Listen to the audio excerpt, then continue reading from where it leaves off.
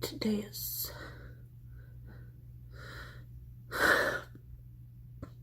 such a horrible day.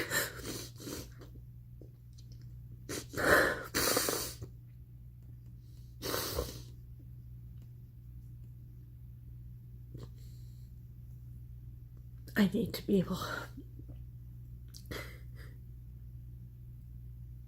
to look back and know that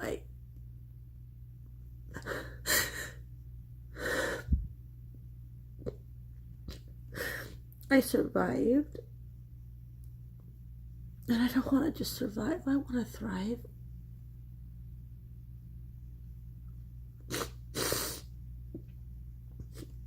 I need to know I can do this.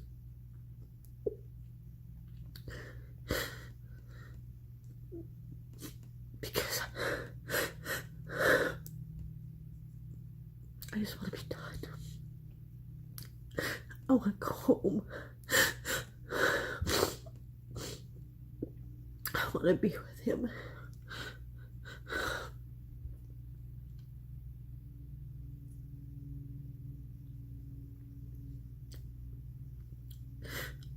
I don't want to live anymore.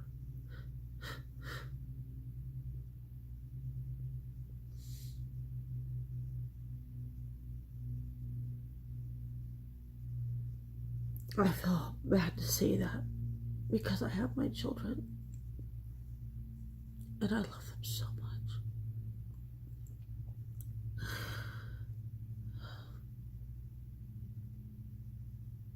Their presence is sustaining me for here in this world, but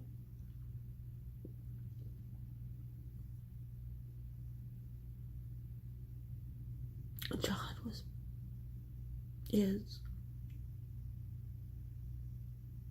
he's just my everything.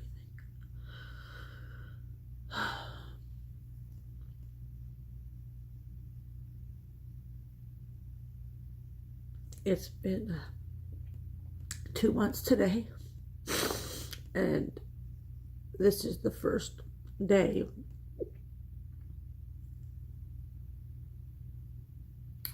I've been home alone. I asked for that. My older son went somewhere for a few days, which I'm really happy about, but he's home too much. He takes on too much. And there's a part of me that just feels like,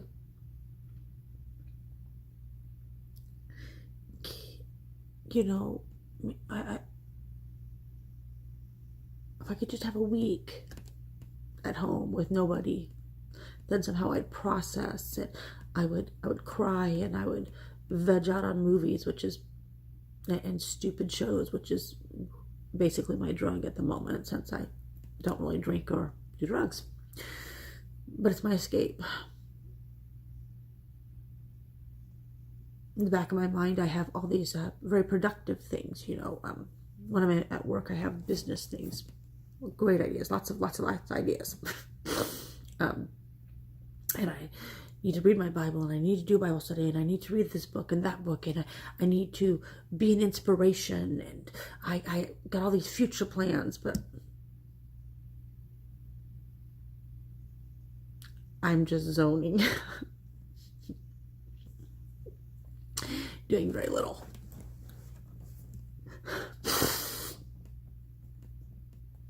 And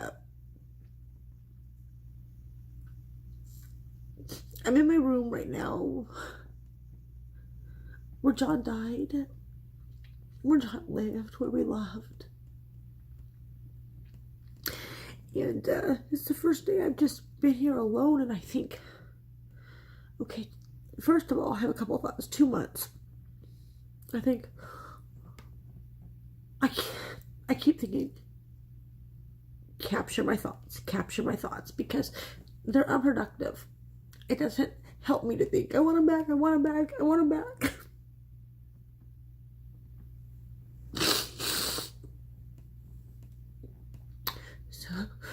So stop being unproductive.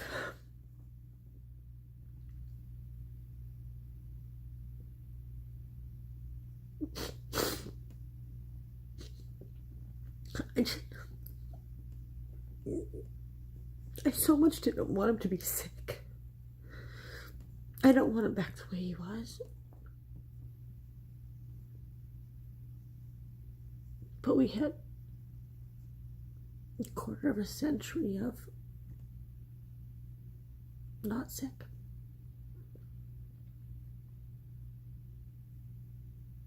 I'm so desperate for him. I want to somehow transfer some of that desperation, that passionate longing. I mean, I've been a Christian a long time, and I love God, and I trust in His ways. And yet this deep ache and passion and desire, this incompleteness that I feel without John, you know, a mere mortal. I mean, a wonderful guy, but, you know, flawed like all of us. And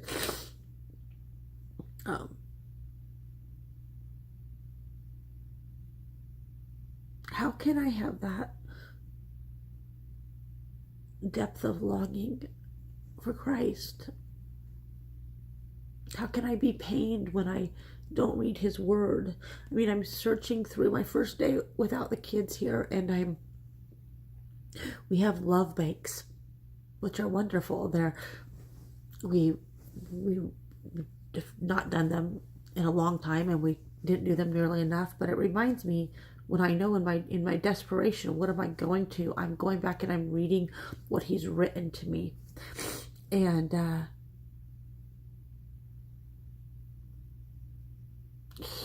in a lot of ways, I mean, the truth is I'm a better writer, and yet He wrote so much more than I ever did.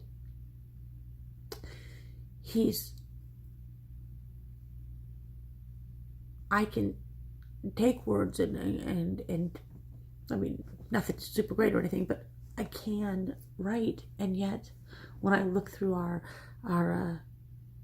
file of our memories,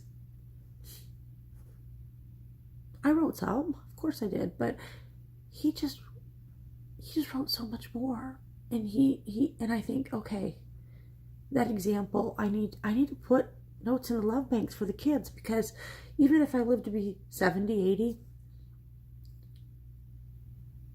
I don't know where they'll be in their lives, and what am I looking for when He's gone? I'm looking to hear His voice. I'm looking to read the words of love that He left for me. And so I need to take that example and be purposeful, like I have tried to be with starting hiking and different things, but purposeful with my kids and writing them the love notes of why they're so wonderful and why I appreciate them specifically, individually, capturing those times. And He just had a way. I'm going to grab just a paper that I read from him last night. Just a second. Okay, let me find something here. So what when I got these notes, of course they were, I loved them, and I thought they were sweet, and I appreciated them, you know, but when I look at them now, I think, What an amazing man. I mean, this wasn't written in our first year of marriage when they're with infatuation or dating. This was written when we had been married. We've been together for we're over 14 years. And rarely apart. And he went back to school. And one thing he had to do was he was working at a camp for disabled adults for 2 weeks. I had to do some kind of internship thing or something. But it was just 2 weeks away. Came back during the weekend. And for us, that was forever. And I'm so thankful. I've got these videos that someday my older son, my littles weren't around then, but he's reading all these stories, children's stories, to our older son, because he did every night. And so he recorded and recorded and recorded. How lovely and irreplaceable that is. And I hope that my children will have their children be read to by Grandma, by their Poppy, that they'll never know. But you can just see in watching the videos that I've been doing today, you can just see his love and his patience, and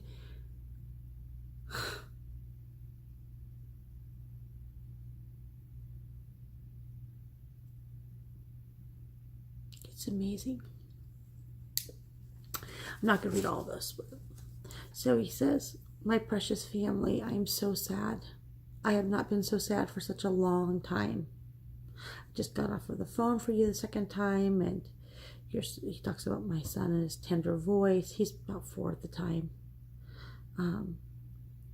He says to me, 'I love you, baby doll, with all my heart. Not being there with you breaks my heart. Friday will not come soon enough. If I could just drive home to hug you and hold you.' He talks about this experience and strengthening us, but going through it is so difficult. And he talks about how he misses our son, and I just feel like writing my feelings down. I don't want to repeat them every night, but he probably will anyway. He says, 6 days seems forever.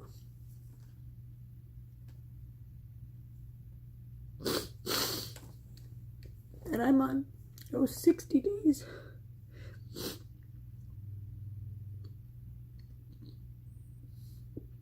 And a lifetime.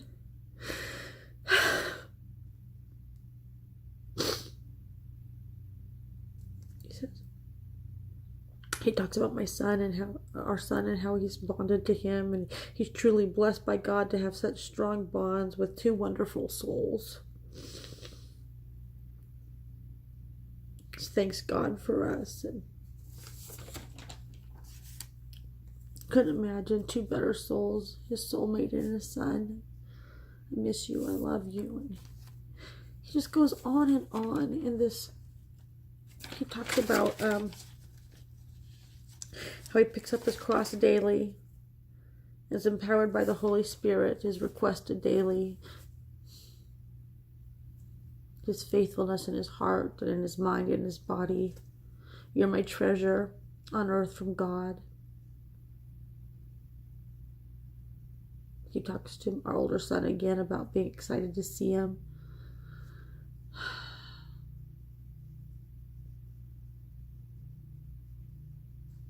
Being sorry that we're sad. Being proud for being, I am very proud of you for being strong enough. I value our relationship immensely.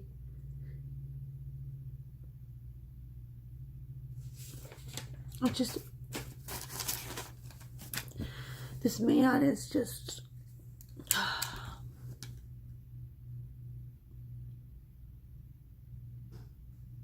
more than I could have ever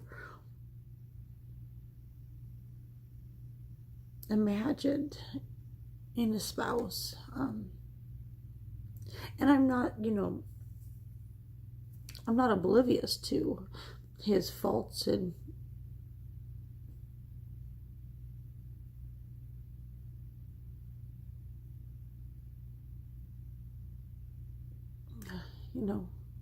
wasn't perfect. Nothing is.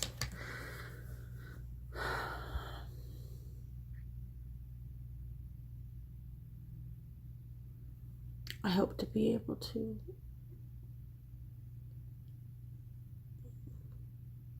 love deeply and intentionally.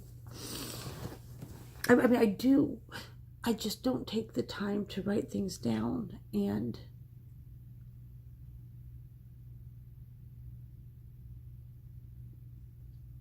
as I'm recognizing, how many times will I read that letter? In the last 15, 16 years, none.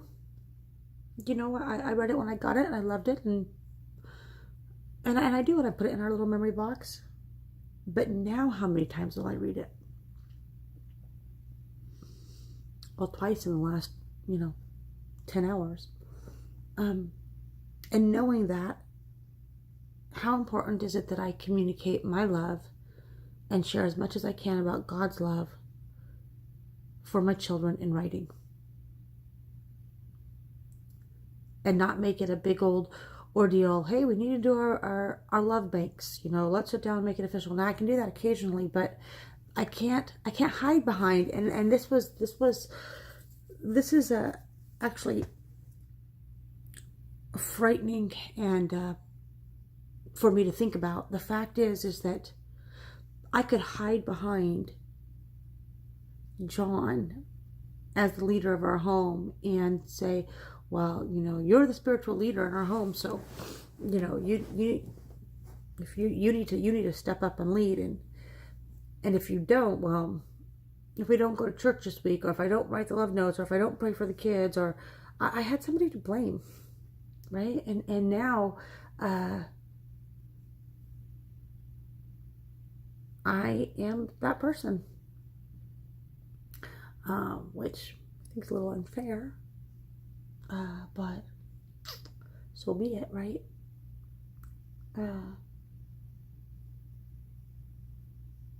It is my responsibility. The mood of the home, the vibe, the overall, and I'm just so not ready for the kids to come home today.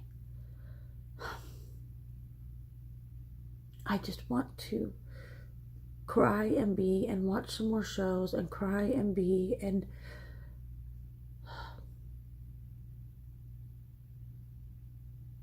I think, okay, so if I had a week, which I don't, but if I had a week, would I really process through everything? I feel like I just need to do this. I just need to process through. But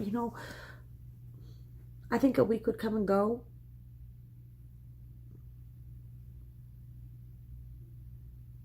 I don't think I would be better. I think I would have had some good cries and time to reminisce and this and that, but I don't know. I don't think a lifetime of love can be processed in a week of monk-like solitude. Somehow I just have that vision, kind of like a movie. Somehow there'll be some, even if it's a sad movie, somehow there's some epiphany at the end and it has some closure. And I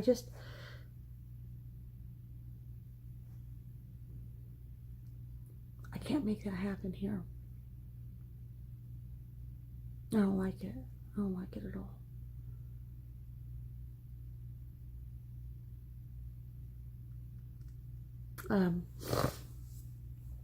And then I'm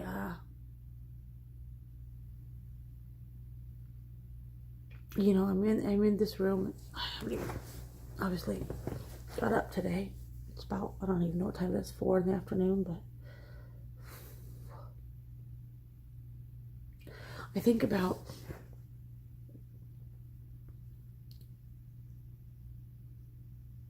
how difficult it would be to have a loved one die at sea or in a plane crash and never see them, or 9/11, or if there's this, I keep replaying that last moment, those last moments with John, And then I tell myself, stop it.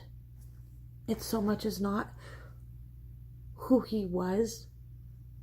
Why am I replaying that moment? It wasn't like a movie. There were no last final I love yous and no, I don't consider it a peaceful moment.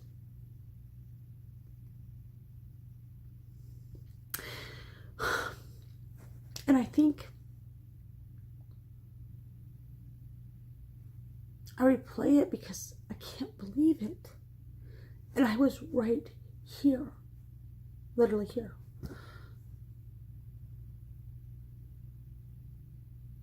I saw it. I sat with him. And part of me just keeps thinking, okay, come back now. I guess John and I have always talked about, as we went through trials, gosh, I'm so uncomfortable here, but we've always talked about and believed that as we go through trials, God has things to teach us in the midst of the storms. And sometimes we've repeated the same types of storms and maybe thought, well, we haven't learned from them, or I don't know. And so I keep just thinking, well, okay, whatever I needed to learn, I think I've learned it. Just give my man back. You're a God of miracles. If he walks through the door, I promise I won't freak out. I'll give you all the glory. And it will be quite the testimony. So just bring him back, God. Just bring him back.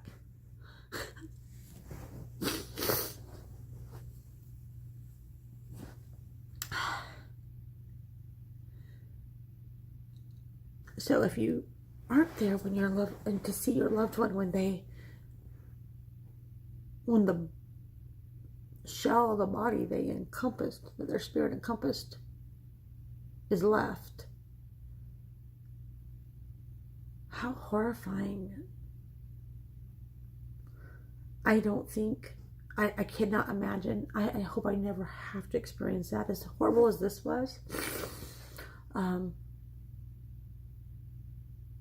I think that if I hadn't seen him, there would always be a part of me thinking he's not really gone, because I think that now. And I think, how can I possibly think that? But I do.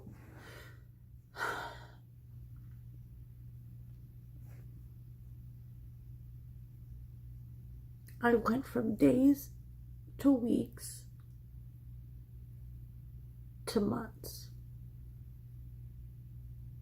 without him.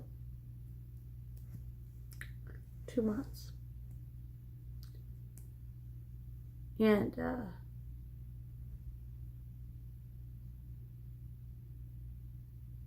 it's kind of weird, because Sunday I felt like it was 2 months, because it had been 8. I'm counting Sunday to Sunday because he died on Father's Day.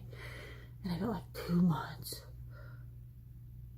And then there's the date of when he really died, the 16th. So this is the official 2 months. And I feel like, gosh, dying on a holiday that has a moving date, I'm doubly traumatized. Well, that's not fair. I don't really know what a day or 2 means, but somehow it's impactful.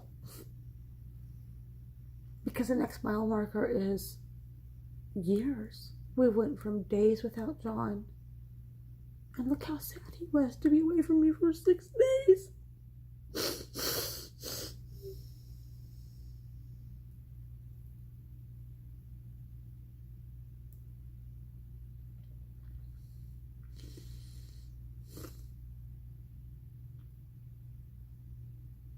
I just want him back.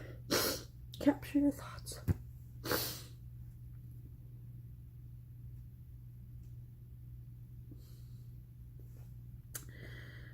Okay, let me stop. We'll start again.